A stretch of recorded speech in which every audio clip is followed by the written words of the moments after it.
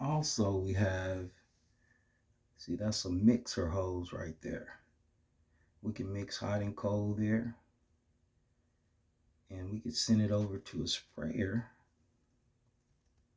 so that they can get warm water to do their rinse. And these are some of the connectors that we'll be using to tie the hot and cold into the mixer to the shutoffs. To the shutoffs right there. So yeah, we have a system going here.